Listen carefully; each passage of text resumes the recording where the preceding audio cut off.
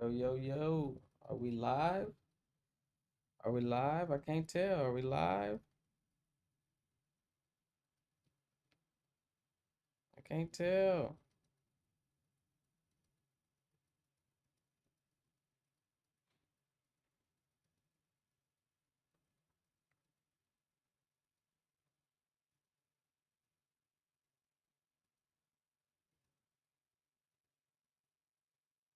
Yeah, we live, baby.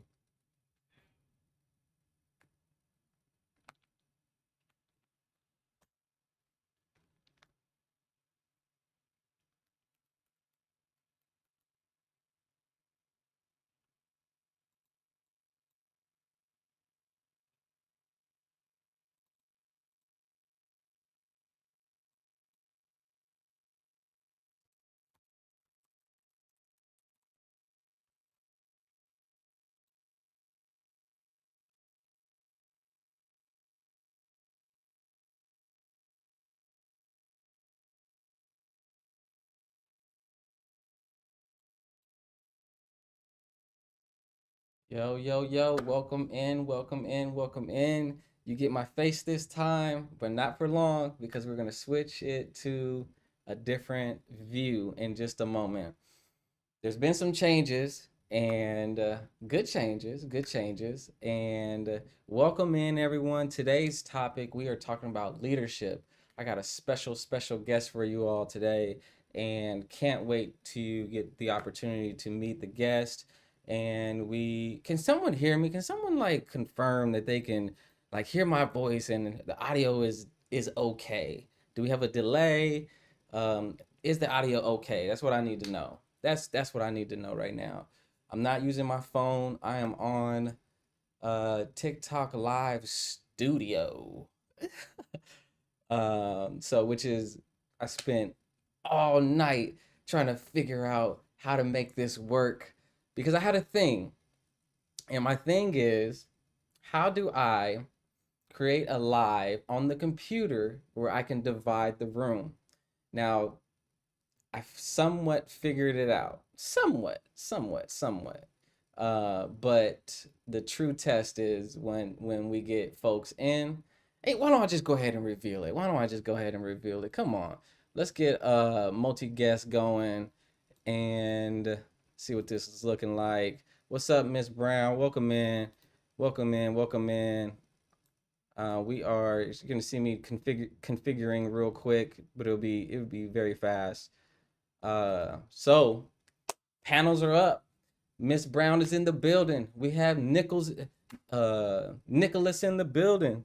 And welcome in, welcome in. You're only seeing my face for just temporary. This is a temporary thing right here. Can someone confirm they can hear me? Mark, what's up, Mark? What's up, Rissa? Can someone confirm they got audio? My audio is straight. It's not wonky. Just needed someone to pop in the chat. Yo, you coming in clear, bro? I can hear you. All right. How's the quality? Thumbs up or thumbs down? What's up, Tech? Whoa. What's up? What's good? Okay, you can hear me. Is it too loud? Is it too low? I need your help. I need y'all's help today. I need your help. Let me go ahead and show y'all what we got going on. There's been some changes to what we have here, and as you can see, let's see. Hmm, maybe you can see, maybe you can't, maybe you can. All right, if you can see the screen, things should look different. Things should look. I'm growing, Tech Woke. I'm growing. I am growing. No adjustments needed. Thanks, Martha. Thank you, thank you, thank you. Y'all are welcome up. That's what we are open. And as you can see, yes, we have some action going on here. We are also broadcasting to YouTube. So that's another growing piece about what's happening here. Obviously, the aesthetics look different too. Cyber Talks. That's what we're gonna brand this, y'all. We're gonna brand this. It's Cyber Talks. Welcome to Cyber Talks. Today's topic is leadership. We have a special guest coming through, defense manager, And today, when we get the special guest, we will have the opportunity to ask questions. And as you can see, I kept the essence of what we had going on before with the whole established and emerging. It's not the same. It's not the same. I know it's not the same. I know it's not the same. We like split the whole room up from the left to the right. Like that's what I rather do. But if they TikTok don't make it to where you can do it like that. So on a computer, or you can only do it on the phone. And for me to expand my reach, I needed to switch it up, y'all. I needed to switch it up. So this is what you're witnessing, the switch up live. So what I want to do now is just show you just a couple of things here. One, while we wait on the guests, I'm gonna show you like what. So we're not limited to just just a few people that can hop on the panel. We can expand this. We got expansion, y'all. Expansion. I can bring up 6 folks, 3 on the emerging side, 3 on the established side. Now I know y'all what y'all like to do. What's up, Nigel? Welcome in, bro. I know what y'all like to do. Y'all like to get in here and slam my panels and to a point where I'm just all discombobulated. I don't know who's established. I don't know who's emerging. So I'm gonna do better. I'm gonna do better. And my method of doing better is to switch it up on y'all. And that's what this switch up game y'all are witnessing right now. Let me get some. So who's here? I see Tech Woke said, YouTube is the way to go. I agree, man. I agree. We definitely need some YouTube action. What I'm doing right now is a little funky. If you see the YouTube, you'll be like, okay, I see TikTok. So the party is over here on TikTok. Like that is it. That's the deal. We will have engagement from the YouTube crowd. However, it is what it is. The party's over here on TikTok. If you want to get in on the action and be able to speak to a cybersecurity leader in the space, it's only gonna happen on TikTok. I can monitor the chat over there on YouTube, but yeah, man, we fancy, man. We fancy. We fancy out here. Feel free to request up, y'all. So here's the situation now. Now I got to be more. Not my communication skills need to increase and improve. What's up, Brandy? Let me get her up here, and we can start chatting a little bit. But I have to be more strategic. What's up, Brandy? How you doing? Welcome in. Oh, hold on. Oh, what's going on? Okay, here we go. All good.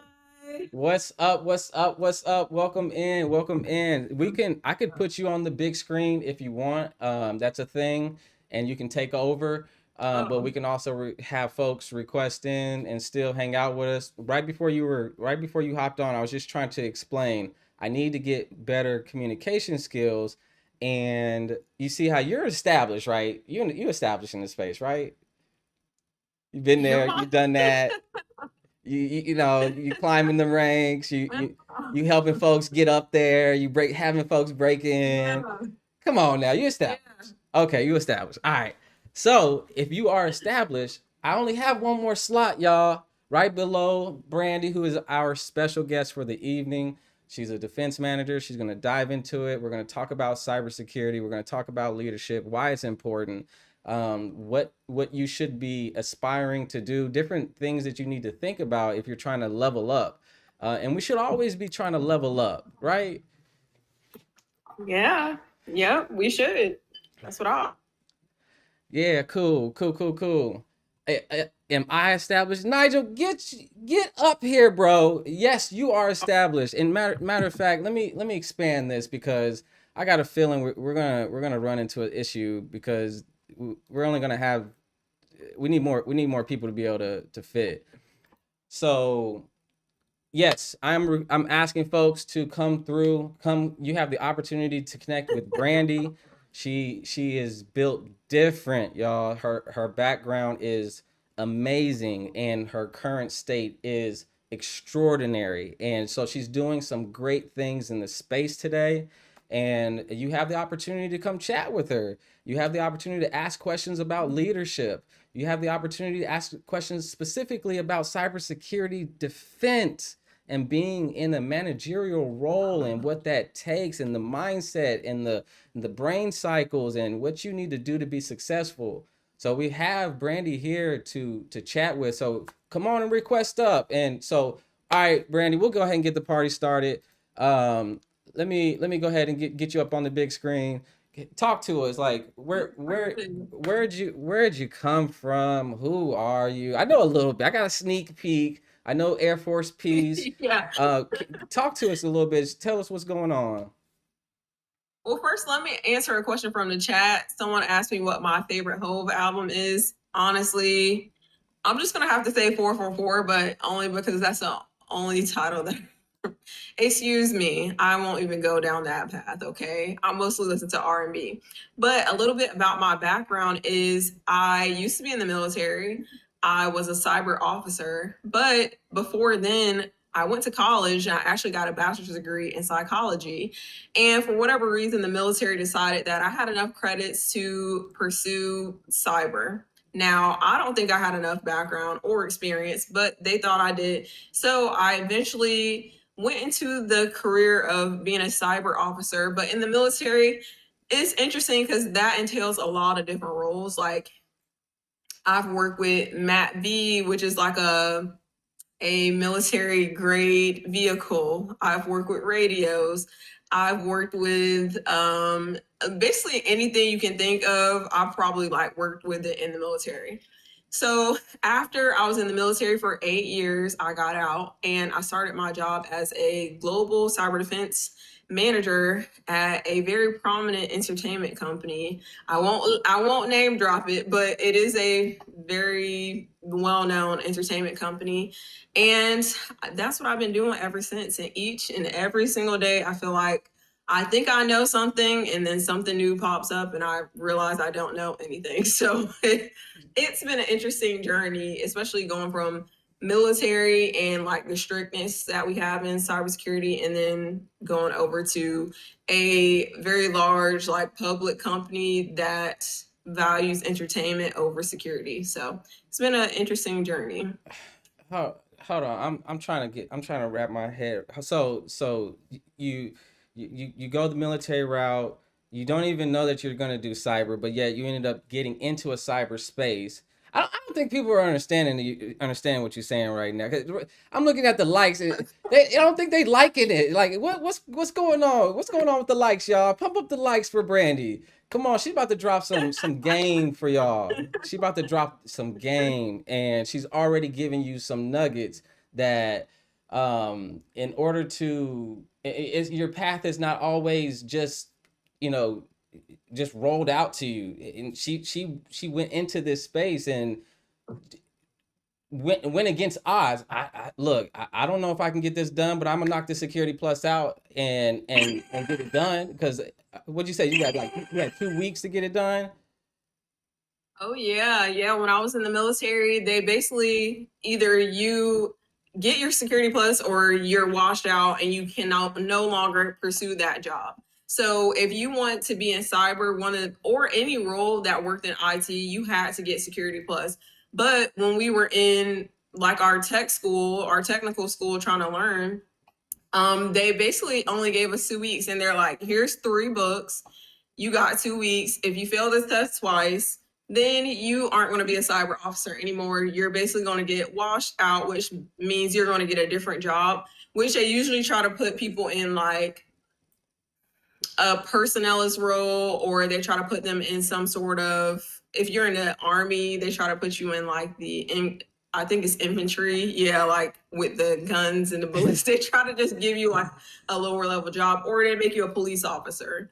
So I was like, okay, well, I'm going to pass this test on the first time because I feel like if I don't pass this on the first time, I might not pass it again. So there was a lot of pressure in that 2 weeks to get it. And I know people who had computer science degrees and they did not get it. And the hardest part about Security Plus and passing Security Plus is understanding Yes, you can pass Security Plus in 2 weeks, but if you overthink the test questions, you're going to fail. And I feel like the people who had the computer science degrees probably had way more information. So they were second guessing themselves a lot more than me when I was like, all I know is what's in this book because I don't have a background in computers anyway. So I think that was actually to my advantage because I had no other option but to know exactly what was on the test because I didn't have a background in cybersecurity. Gotcha. That's different, and it does, and the background and leading up to getting into the space is traditionally folks are like IT, they have an IT exposure, and then they break into cyber, but without so it's not. It sounds like it's not impossible, right? Oh, not at all. That's why I preach every day. Transition to cyber, take those soft skills that you have and roll them into technical roles. And I truly believe that it's possible for anyone to get into cybersecurity because my background in psychology, in psychology, when you're majoring in it, you don't really use the computer a lot. Like, no Excel, no command line. Like, we're not doing anything. I literally remember just writing papers, reading articles, and yeah, you do a little bit of statistics, but that has nothing to do with psychology or really not much of exclusively being on the computer. So, coming from someone who had zero absolute background, like, I was a MacBook girl. Like, I only use a MacBook, didn't even really use a Windows unless I was like younger, didn't open command line, knew zero. And I went from zero to passing Security Plus. I mean, our tech school was for 3 months. It was for 6 months, but for the first three, you're going over like how a computer started and like the history of computers and cybersecurity in the military. And then you go into a little bit of networking, a little bit of we did a little bit of just a basic learn about like SCADA systems, Nice. IDSs, and things like that. But it was nothing like super technical. It was like we're literally just learning the terminology. Then by that third month, they're like, okay, and here's your book. Go take Security Plus. I'm like, I don't know what this is. I've never heard of it. I don't know anything about computers. Whatever y'all told me is all I know, and I passed the test. So I always Nice. tell people it's possible for sure. It's possible. That's one big takeaway that I think folks, we get lost in the sauce right now. We're lost in the sauce, and can I do it? We second guessing. Imposter syndrome is kicking in, and we see we're comparing ourselves to who are in the other lanes, and we're moving exceptionally fast, and we're just not there. So how do I do it? And when I start looking, there's just so much, a vast amount of material out there that it's hard to keep up. And all right, let me reset this room here, y'all, because I see some momentum. There was some good momentum on some likes. Cool. I need y'all to, if y'all have folks who would be interested in connecting and talking with someone who's a cyber defense manager within this space, please forward this out to them. Have them come in. Have them request up, and I think someone just requested up. Let me look and see what we got going on over there, and because I got some questions for you, but I do want to give other folks an opportunity to ask their questions and dialogue. But all right, here we go. We got Nigel coming through. True. Yo, man, I about he let a real one up here, man. What's up, God man? dang. God dang, What's man. up, man? I'm trying to Well, get I'm this. like, what? I gotta send a galaxy to get up here No, now, man. no, You no, getting it's nothing bougie like on me, bro? that. Wait, what do you mean let a real one up here? I'm not real. I'm already up here. Oh, okay. So I got a question. What would you say are some qualities, mandatory or baseline, that is needed for someone who wants to pursue a leadership position in cybersecurity? What are some of the qualities that they may exude or should have? What a lovely question because I think that's something a lot of people don't think about. I definitely think having a strategic mindset helps a lot. but also being willing to keep learning, because even though at my job we have some really, really smart people, I swear to you, no matter how many smart people you have in a room, we'll get an alert in, and I'm like, what? How did this happen? How did this person do this? Or how did this other person like fall for it? So it's almost like constantly thinking proactively about how you can better the environment and how you can streamline all the processes amongst your group to make some of them automated, and then also to be able to recognize what is more of a critical alert and what needs to be prioritized over other things. Because I think what happens a lot in my job is we'll prioritize one thing and then something else will pop up. So then it's like, okay, which one do we want to work on right now? And it's understanding the level of business impact that alert will have on basically everything, the organization as a whole. Understanding the strategic impact is something that I think people would really need to have if they want to be a manager. Great, great. I appreciate that. Yeah, of course, of course. Yeah, I have one. Stepping into, and we haven't done a whole timeline thing, and we don't have to. We can jump around. But were you? How did the leadership opportunity come into play? Did you raise your hand, or did someone say, Brandy, come on up here, or what was that experience like? That's really that's funny because it was a little bit of both. Because in the military, what they talk about a lot, if because I was an officer, so they really preach like a lot of leadership. So from the moment you start in like whatever program you decide to join, all they talk about is leadership, pushing you to be a leader, a leader. All the technical stuff, they don't really care if you learn it. They're just like, okay, she got security plus. We gave her 6 months of training. Go ahead, but your main focus is being a leader.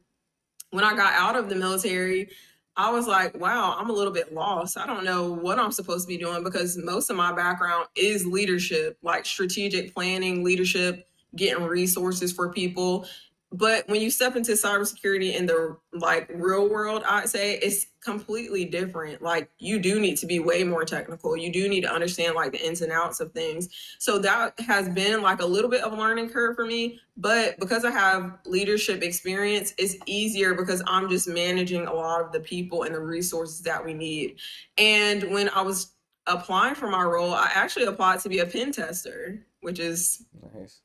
strange because that wasn't my favorite thing when I went through tech school. I'm like, I gotta do what? I gotta exploit this and like, run this executable and all that. I was like, what are y'all talking about? They're like, yeah, you gotta capture the flags. I was like, huh? What? When it was done, I was like, oh, that was pretty fun. But the pressure that they put on it in the tech school, I didn't really like that because like you had 2 weeks to pass it. I'm like, so y'all are gonna teach me like how to run these commands, how to execute something, don't close the port, all these different things in 2 weeks and then give me a test. I'm like, I don't like this. But I was like, okay, I've used Metasploit, I've used Meterpreter, I know a little bit about Kali Linux. I'm like, let me apply to this job.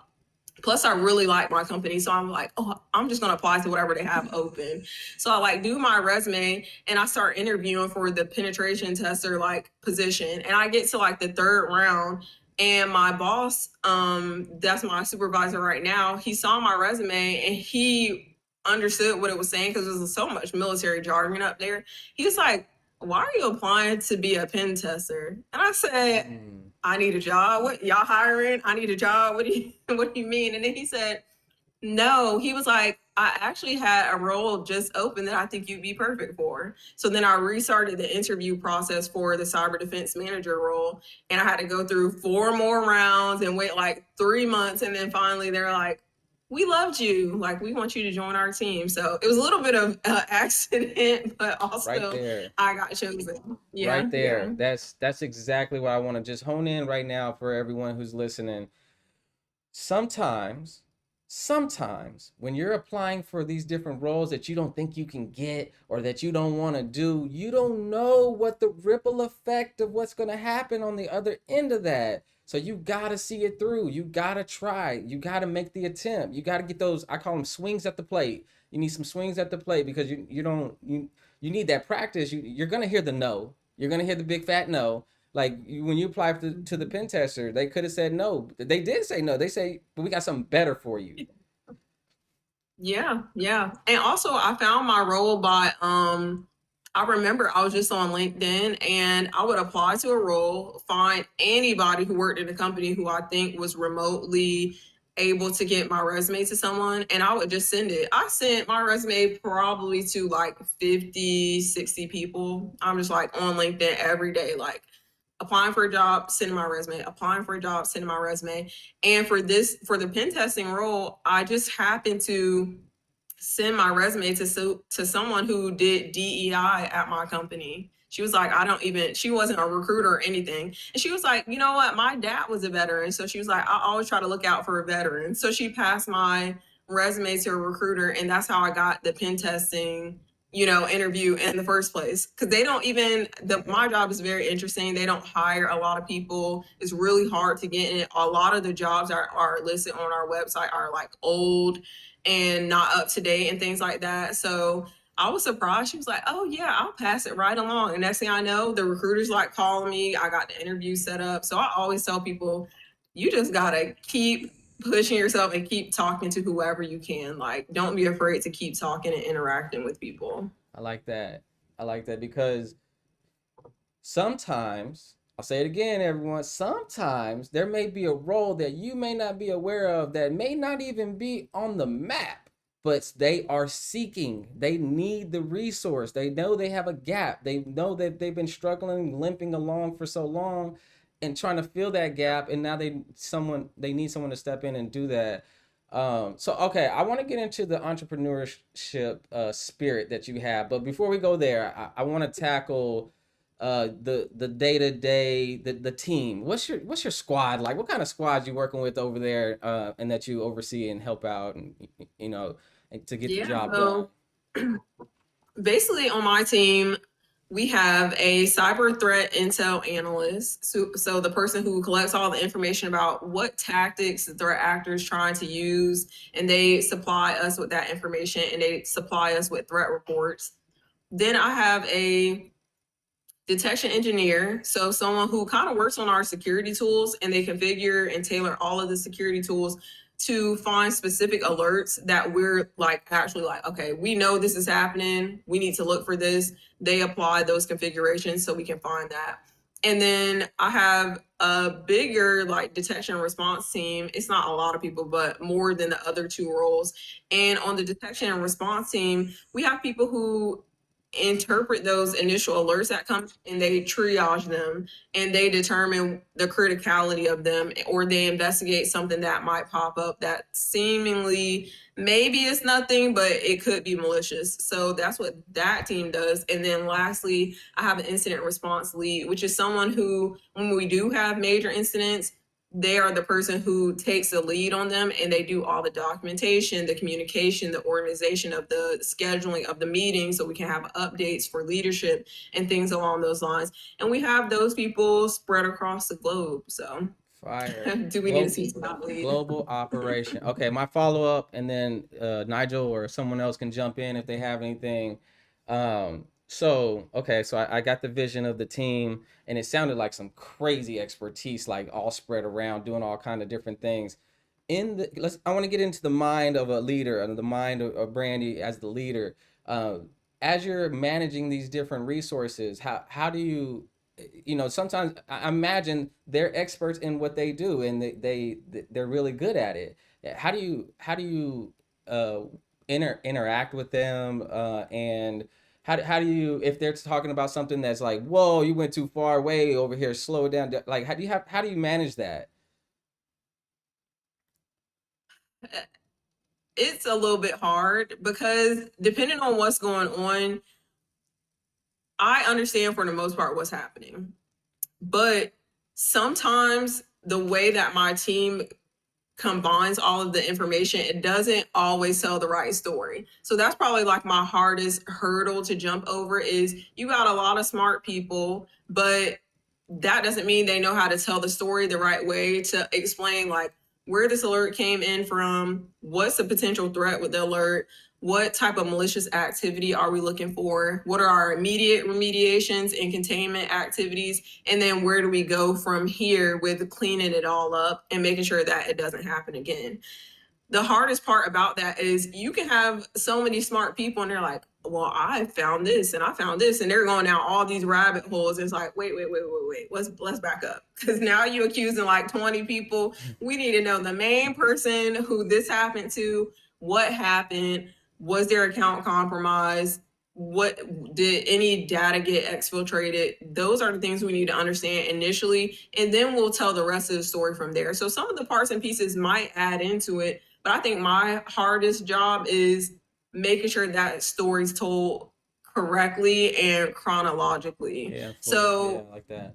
when you have a bunch of smart people and they're saying like so many things, it's like, yes, all applicable, but are you telling the story correctly? So I'm basically there to put all the pieces together to say, hey, I don't need to know the technical deep dive of everything, but I do need to be able to explain the story about how this happened. And I'm really good at like interpreting all of that information and then putting it all together to say, hey, this is a story that needs to be told. Nice. All right, I got another burning question over here because I don't think they realize who we have here today and what the role that you have in organizations and what that means, and I want to give folks a glimpse into kind of where I'm going with this. Thank you for the galaxy. Good looking out. Um, you're you're in between technical folks as well as executive leadership. Like what is the interactions like with executive leadership? Kind of one question, and another one is in the event of an incident. Give us the ins and outs. How do you navigate all of that? And just give a glimpse into for the folks that don't have any idea what you're talking about. And we have several people here, so just kind of keep it high level. Yeah, of course. So basically, we get alerts in from all different types of channels. So it could be email, Slack. Sometimes we get third party agencies. They tell us, like, hey, we think there's been something where your information been released at your company. So the first thing we do is we basically call it like a spin up. We spin up like an incident and we're like, okay, here we go. Here's the channel for the incident. Here's the email thread for the incident, and then we centralize all the information. So we put all that information together in one, and then that's when we start the storytelling. It's like, okay, we were notified by this entity that this data may have been released on this day, and then that's when we start to do our back end research. If our leadership gives us that, we're like, okay, let's go take a look at what we're able to find, logs. um Maybe we have some suspicious activity happening around that time. Maybe we have some malicious behavior that would point to those things being true or not, because sometimes we do get notifications that something's happening, and we'll go back and look, and it's someone who was like doing some testing, and we're like, okay, they were just doing some testing. Sometimes we get the information and we're like, oh no, this is big, like this is something. So once we tell that story about what we were able to find, that's when we start to notify our leadership more and more about, okay, hey, we found this day based off the information when we were notified. It adds up, and then we go basically backwards to forward to try to tell that story about how they were able to get that information. And we spin up the channels, and we basically have a reporting procedure where if it's something that we consider, we go by like P levels. If we consider it like a high enough P level, then we have to report every 2 hours. Sometimes if it's like we're a little bit in between, we report, I think it's like twice a day. So depending on the level of severity of what happened, we have obligations to report that information to our leadership. And most of the time, informally, it goes through like a Slack channel, but formally, we type up an email letting them know, like high level, this is what we found, this is what we see, this is what we're going to continue to take a look at. Dang, that's a lot. There's a lot going on. And then like the pressure from executive leadership, or is it something that's do you have to manage up, or like how do you deal with them coming through not understanding things, and are you the one that has to explain things to them and kind of roll it up to them? Um, It depends on where you work. I feel like at my job, the leadership is very like technical, like very, very technical. They'll say stuff like, "Oh, but did you go look here?" And we're like, "Oh, no, let's go look there." So I have very technical leadership. I think the only thing that's hard about my role is managing their anxiety, because I do think sometimes they blow things out of proportion. And I know like in cybersecurity, it's important that we pay attention to certain things and we like overly analyze. But I do think it gets to a point sometimes where it's like, I think we overdid that, you know? Like, I'll give a very high level example of where I think we overdid it. Like last week, we had a security engineer tell us that his account was being weird, and he thinks someone like took over his account and all these different things he's experienced, like account lockouts and all these things. So we're thinking, oh, because he called our emergency line, we're thinking, oh, this is something like he really got it.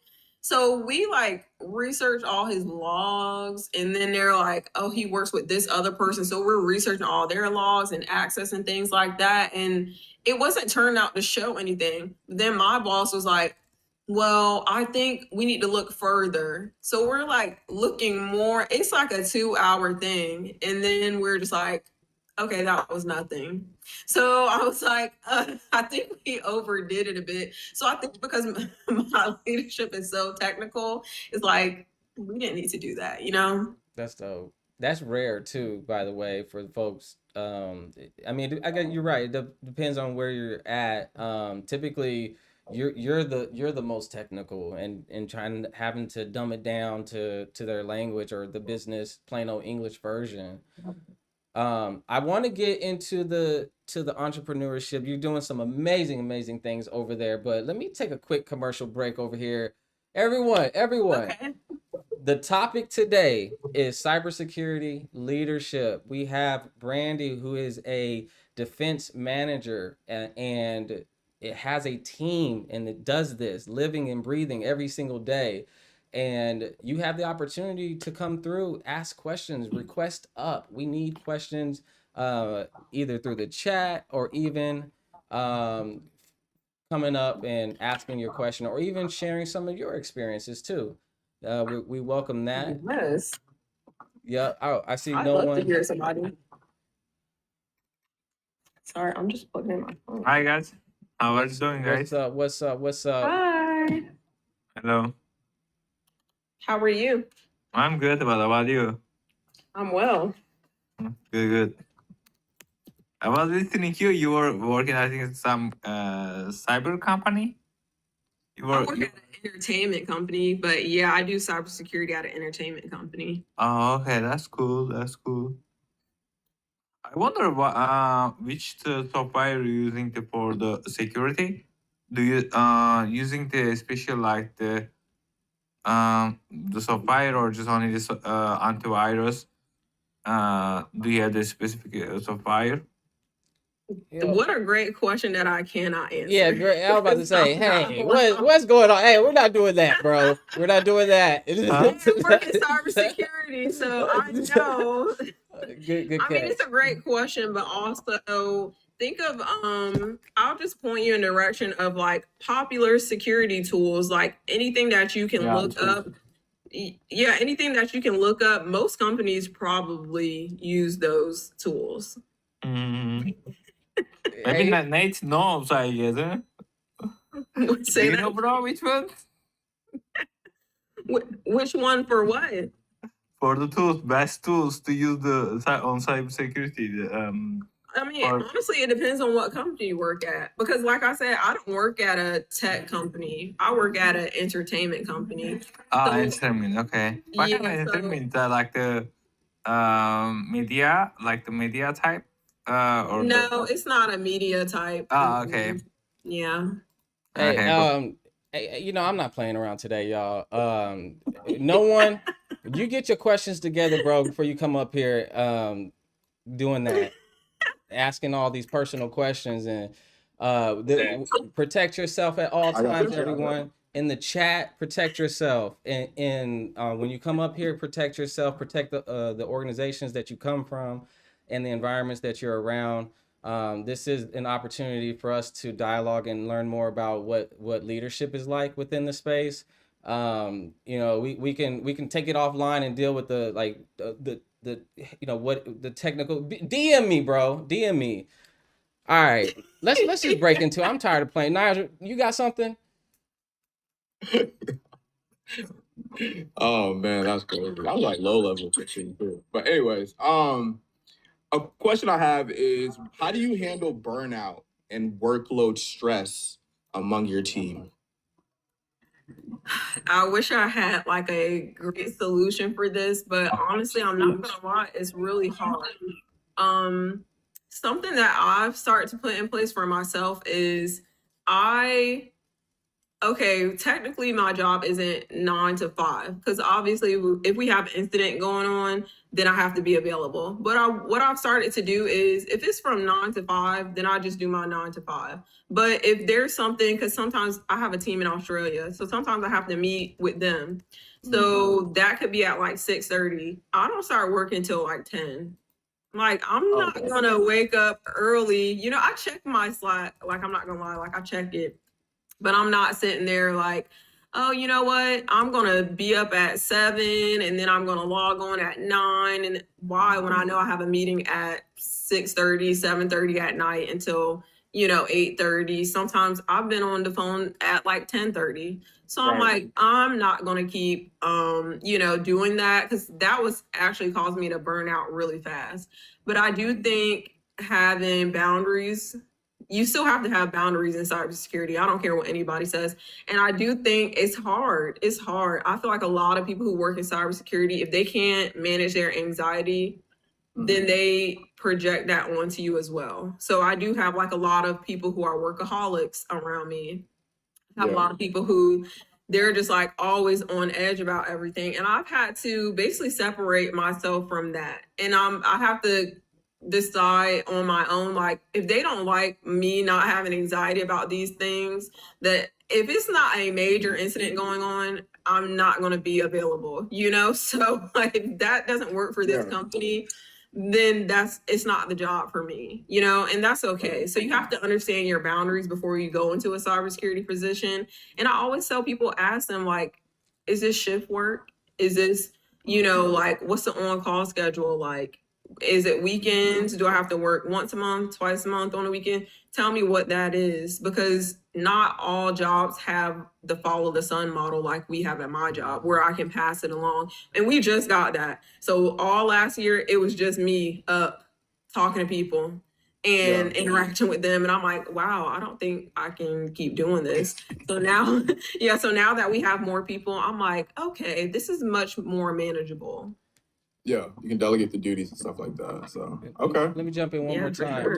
Everyone, welcome in to today's topic is cybersecurity. We're talking about leadership, and we're gonna get to a piece that Brandy's gonna touch on, this entrepreneurship piece, and it's gonna be enlightening information. We need get the likes up, y'all. Get the likes up because it's gonna help get this out to other people as well as inform folks who actually are looking for this type of information. So if you can get us up to 5K on the likes, go ahead, Brandy. Or we actually have a couple of other people who have be bold and courtesy. What you got over there?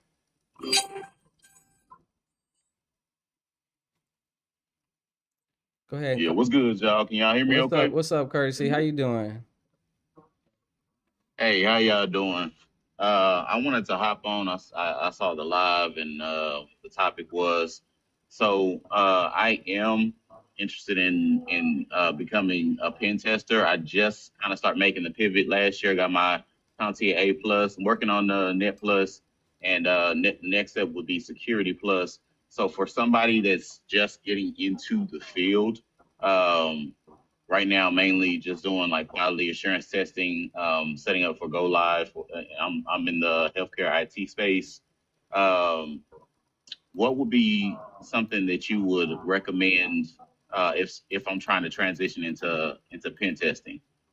So I know it is a little bit. I know even with a lot of the roles that are entry level for cybersecurity, it's not really entry level. Like they do expect some sort of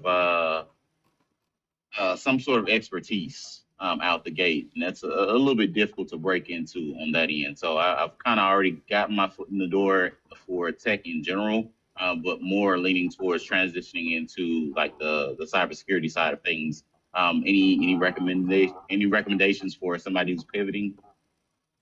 Yeah, of course. This is my whole this is my whole spiel for what I do. So let me ask you, because I know you mentioned what you do right now. Could you repeat that for me? Yeah, so basically, I work in IT, and we run through healthcare IT, and we run through like different checklists for setting up new clinics, essentially. Oh, okay. Kind of making sure everything is running properly and getting all the hardware and software set up for making sure that the clinics are set up for the doctors, nurses, etc.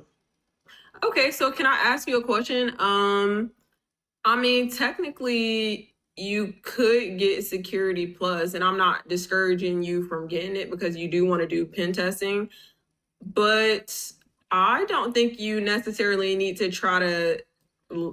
You don't really need Security Plus. I hate to say that, but you can use it. It's beneficial. But why not get like one of the GIAC or whatever the pronunciation is of the acronym, but it's GIAC. Why don't you get the red team certificate and just use that? And you already have a technical background. You don't need to try to find something in tech. You're already in tech. So I would more so recommend you either just like completely go for Security Plus and then get that certification, or you just pursue the red team certification. Okay. Yeah, and I see somebody put in the chat the certified ethical hacker. Yeah, that as well. Mm-hmm. Yeah, I had taken a look into some options for that. Um, Now, with the red team certification, is that specific to red team, or would that kind of be in line with getting the certified ethical hacker certification? Is that something that I'm not sure how they correlate, because there's a ton of certifications out there, so it's a little bit hard to sift through um, exactly what would be the best bet in that situation.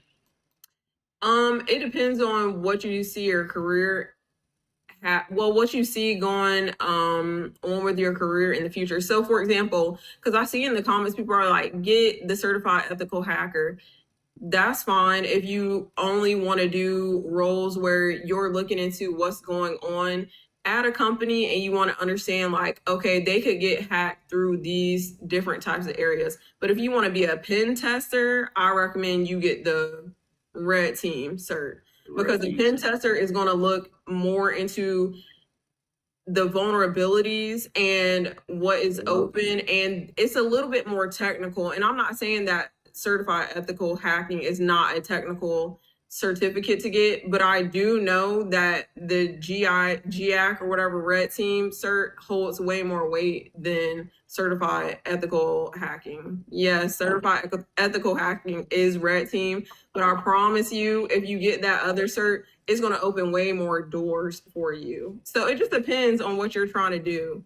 I think that a lot of people get the certified ethical hacker, so it's like an easier cert to get. But if you want to stand out, I would get the GIAC. Okay. Yeah, I just don't want to get pigeonholed. If the certified ethical hacker specifically is going to be more narrow, I do want to go for something a little bit more broad.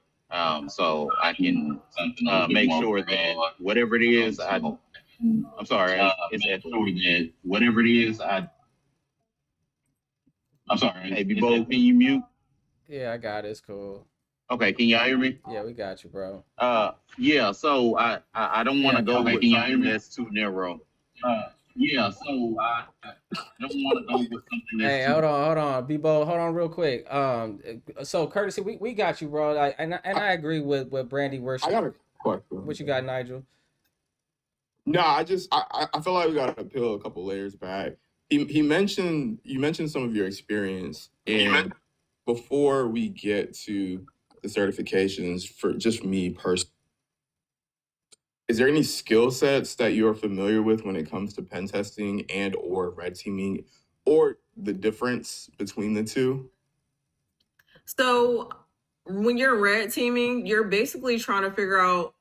It's very similar. I'm not gonna lie. Like I'm not sure why people go with two different. But when you're doing ethical hacking, it's like maybe you could do that as like a freelancer and try to figure out what's going on at your company and try to see what vulnerabilities do we have and how can I notify people and report to them what vulnerabilities I'm seeing. When you're talking about pen testing, you're specifically running exploitations across the network to see if you're able to get in. And then you tell someone, well, I was able to extract all of this data. I was able to collect all of this information from this website. We need to lock it down. So it just depends. And a lot of these things are interchangeable, but I say certified ethical hacker. I know a lot of people who have that.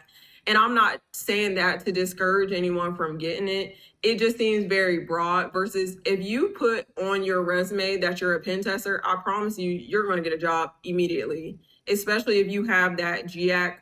That's something that we have on our job descriptions at my job. We have the GIAC red team cert on our job description. So I'm not saying it to discourage anybody from getting the ethical hacker. I just think that's very common and a lot of people have it.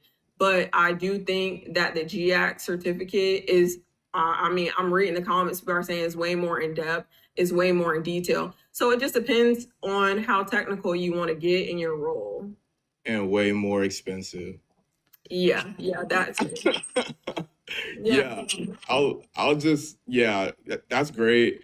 You know how I look at it, because you know I'm actually about to do a talk on red teaming here at SANS. So I think courtesy for you is to understand and get some skill sets when it comes to pen testing or red teaming, whichever one you want to do.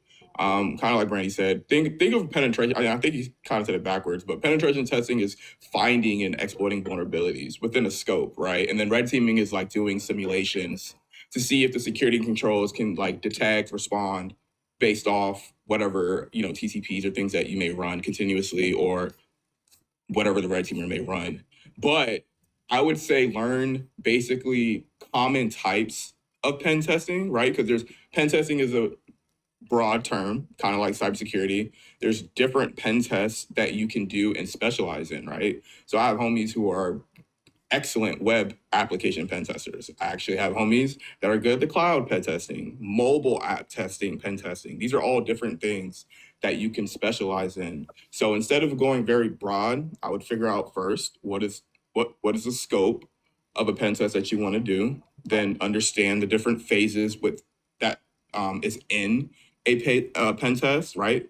So pen testing is, like I said, is very different. Most companies may outsource it because it's kind of a requirement. And you know the difference between a pen test and a red team, the scope isn't so, you know, narrow. In a pen test, there's rules of engagement, right? Then they do reconnaissance and OSINT, they enumerate, they find the vulnerabilities, they exploit it, privilege escalation, the whole thing, right? So once you figure out and understand the phases, then figure out what type of pen testing you want to specialize in. I would then learn key attack techniques. These are what pen testers do. A lot of pen testers come from the blue side because they understand these attack techniques, right? Because they have to defend against them. So if you know what SQL injection is, privilege escalation, Kerberos, AD attacks, those different things, those are the kind of attacks that pen testers are running, right? So then once you understand the different attacks, I would then use and figure out what are some of the tools, right? Very simple, Nmap, Metasploit, Bloodhound, MiniCats. These are all different things that pen testers use in their disposal, right? And then from there, you can layer that with, you know, certs. I like to Brandy's point, GIAC certs definitely hold a lot of weight, but they're 10 racks, easy. $10,000 for that cert. Now, if you have a company that's gonna pay for it, more the great. But I would lean towards, so there's this company called TCM. I forgot what it stands for, but they do a lot of like red teaming penetration testing certs and labs that I've heard a lot of good feedback on. And that could help you get your journey started on that front. Yeah, and it also doesn't. Yeah, I think to piggyback. Yeah, Oh, sorry. Go ahead. No, go ahead, Brandy. Oh, I was going to say to piggyback on what Nigel was saying. I think pen testing must work different at different companies because, and that's why I said the two may overlap because the pen testers at my company, like we have a dedicated team and it's like multiple people on that team, and they don't necessarily. Yes, sometimes they do some red teaming, but most of the time they don't. They go look at specific websites that we have or like specific vulnerabilities that maybe someone has brought to their awareness, and they go test them out to see if they're able to exploit them. So I do think, like, I agree with what you're saying. I just think it depends on the company you work for too. And Yeah. I just, yeah, so I just know that also too, I try not to recommend like certs that are that expensive either. I just also think, and I think Nate, you were talking about this the other day, like how many people have Security Plus? Yeah. It's like a large number of people with Security Plus. So I know it sounds like probably counterintuitive to tell someone to like niche down, but to stand out in the job market we have right now, I am recommending that people niche down a little bit more because the amount of people that have been laid off at tech companies, and yeah, a lot of them probably have a lot of these certs, but the hard thing is trying to distinguish amongst those people who specifically needs to apply to the role that you're listing. But like also, like I said, it depends on the company that you work at. Yeah. Okay, yeah, and the biggest hoop that I feel like I had to jump through with even just when I initially got the County A plus is just practical experience because a lot of the roles that I would see they would be requiring 2, 3, 5 years of experience for entry level. So my plan is to try to get some hands-on experience once I do go through with finishing those certs. Um, and I'll take a look into some of the options that you all provided.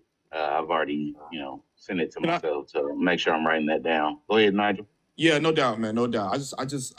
I feel like I'll do you a disservice if I don't say anything, so I gotta say something. You said you got your A plus, and then you said I wanna get some hands-on skills, right? And then you said after you get these certs. Did I hear that right? Yeah, so no, I've already gotten the A plus, but what I was planning on doing originally, before taking some of the recommendations from you all, was just going through the CompTIA pathway of Net Plus, Security Plus.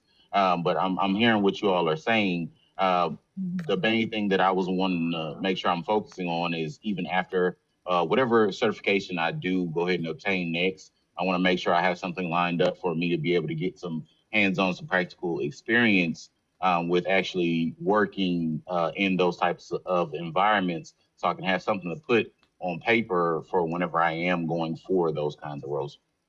Okay. And I'm gonna be quiet, Nate. I'm gonna go back. I know Nate probably knows where I'm gonna go with this. Yeah. I personally, I would reverse that order. I would go do the hands-on stuff first, and then stack the search with it. And I'll tell you why.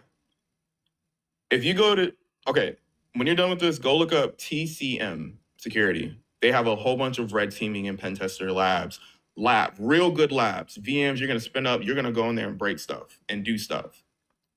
I would say do that first because it would be because I think you said it first. You said I'm going to get practical skills and then get after my certs. But why not get the practical skills first? So then when you get the cert, you already know what they're talking about. So if you go and you do and run these different attacks that I just spoke about earlier, when they ask you questions on the cert, you're going to be like, oh yeah, I know what that is. I did that.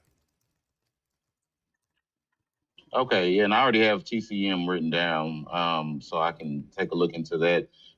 If that is the recommendation, I'm perfectly fine with that, especially given that it's going to take some time for me to actually get all of that set up with, making sure I'm actually able to go get the testing done or whatever resources I was going to use to actually study up and go and take those tests. I know all of that is going to take time in itself. So I guess it would be a smarter idea to go ahead and get some hands-on experience. Get your hands dirty, I'm that man. way.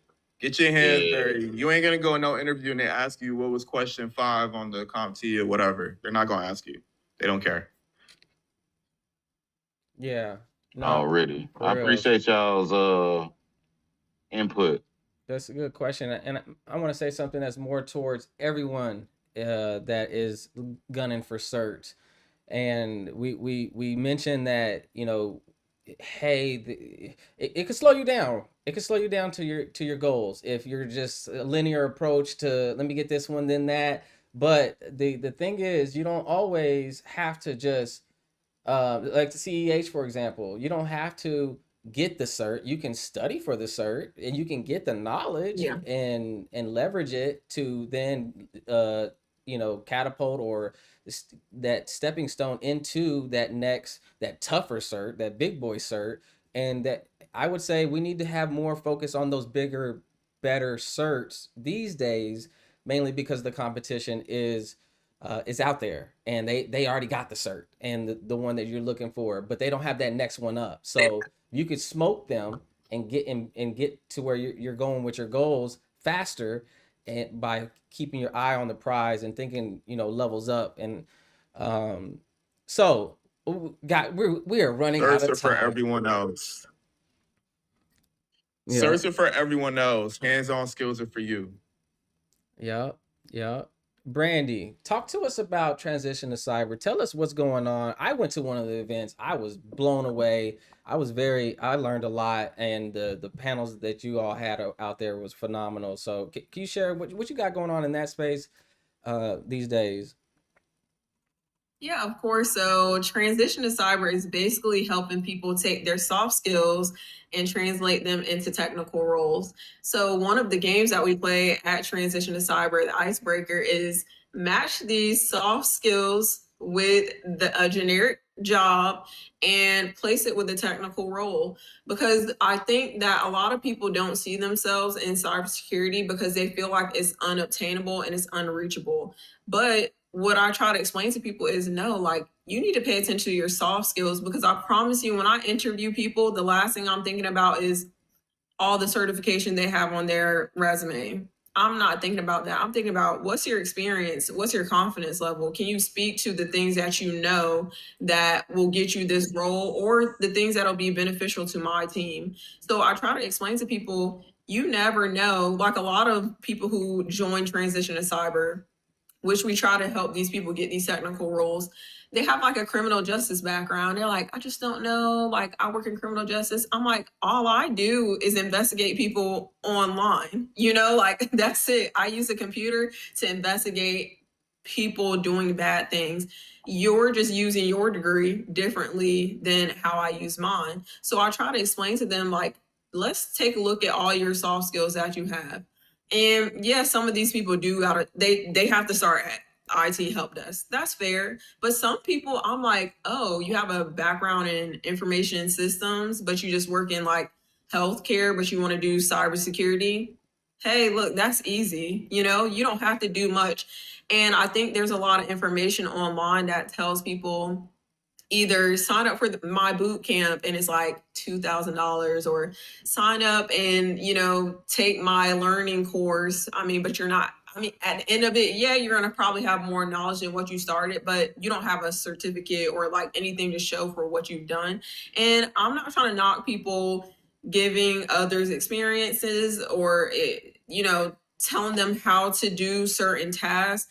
I just don't want it to be that expensive. So one of the things that we do at Transition to Cyber is I try to bring low cost or no cost resources to people where they can get some hands-on experience. So I think having Transition to Cyber, having diverse panelists, and, you know, having one person, myself, who has a military background.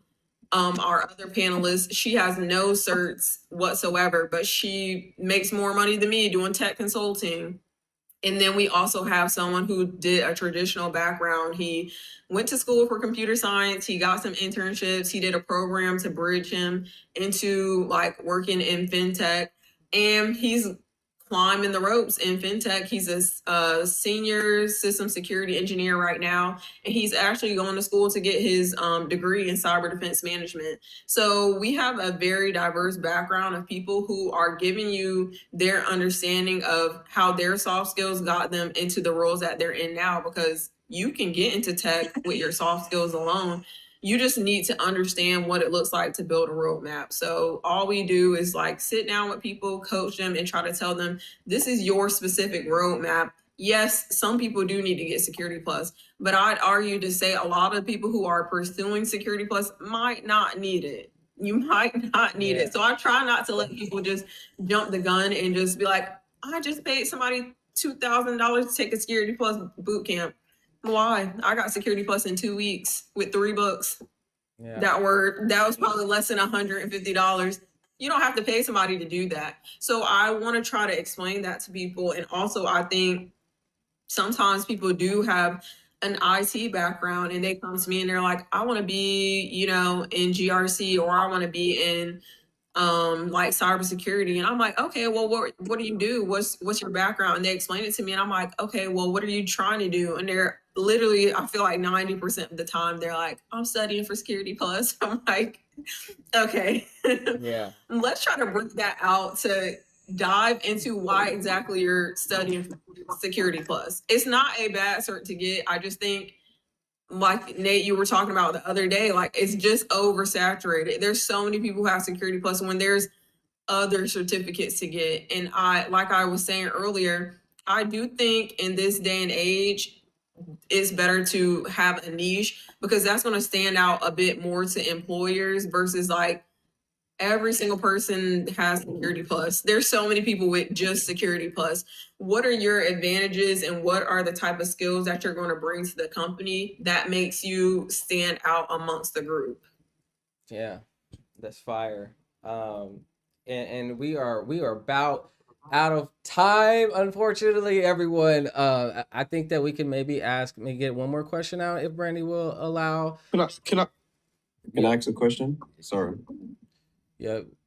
Well, hold on. Go ahead, Nigel, and then Conte. Then you got it, bro. Yeah. My question is, I've seen a lot of great feedback on this transition to cyber, and I'm very interested. I'm sure a lot of people on the call are interested as well. How do we get information or sign up for transition to cyber? Oh, perfect. So I hate to be the person like, check the link in my bio, but there's literally no other way for people to get to the information. So if you go to the link in my bio, I have something called the role map, and it lists out a lot, and I'm not going to say all because cybersecurity is huge, but it lists out all the roles that fall into GRC, IT, AI, and cybersecurity. And I even have like a special, page for like things like product management or, project manager, things that can fall into cybersecurity, but it's technically not considered like a cyber role, but you can do it like IT project management. That's a role.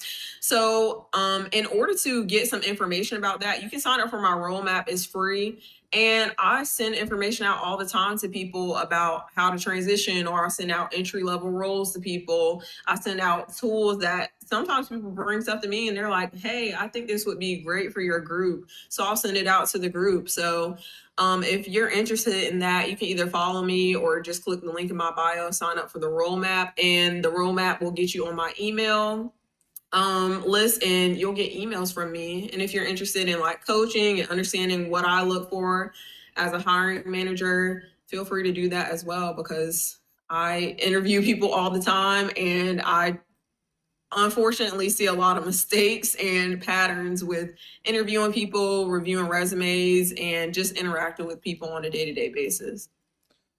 Fire. Conte, it's on you, bro. But before you jump in, Folu Cyber, thank you for blessing everyone on the panel and showing out like that. Everyone, can we get to 5K before we leave for the day? Conte, what you got?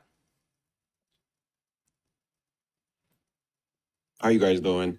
So my question is, so I recently just graduated with my bachelor's in cybersecurity management and policies, but it just feels like the field of cybersecurity is just like just trying to apply into it, it just feels like they're asking for like 5 years worth of experience. And I'm looking into trying to get into GRC, the governance compliance part of cybersecurity. Yeah. I just feel like, in my opinion, based off my research, it seemed like that's like the easiest way to get into cybersecurity, and you can branch off. I just want to know like what would be the best way to apply myself, and also like what would be like the best security, not security, but certification to try to get and to try to learn, basically land an entry level role in GRC. That's a kind of complicated question because when you think of GRC, I know people compile it into one, but it's three separate things. So depending on the company that you work at, they have a governance section, they have a risk section, and then they have a compliance section. So I would ask the question first. Yes, you want to get into GRC, but GRC is split into three different groups. They just combine them a lot. What part of GRC do you want to get in? Because that would determine what certs you might need to get. A lot of those rules you don't need to get a cert, but you need to understand like NIST. You need to understand RMF. You need to understand like how a company can comply with the cybersecurity standards and things along those lines.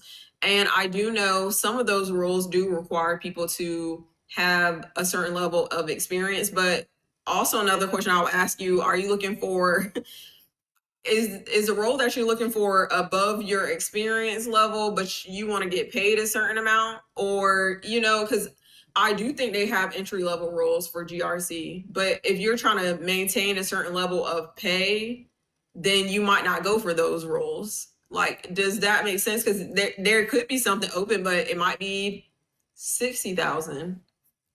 Right.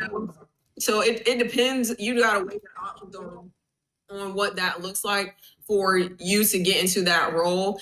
And I know that it's kind of hard because during COVID, a lot of people were like, get this and you can make $100,000 in cybersecurity and you can do this. And I'm like, I've been in cybersecurity 10 years and it took me like 8 to get over $100,000. So I'm like, I don't know why there's this propaganda going around that everybody in cybersecurity makes over $100,000. And it's not impossible. It's a lot easier in tech to get to $100,000. Like it is a lot easier. But the propaganda that everyone's like starting off at 100,000, I'm like, I need to get on. That's why I started Transition Cyber, honestly, because I'm like, why are people up here telling everybody to go get Security Plus and they're going to make $100,000? I make over $100,000. I've been in cybersecurity for 10 years and I'm a manager. Like, that actually makes more sense. I think that's a lot of things going around saying, like, if you get this, then you'll get in it. It's like, not now that it's oversaturated, that's like even harder to get to than it was before. But in tech, there are a lot more roles that will offer you over $100,000.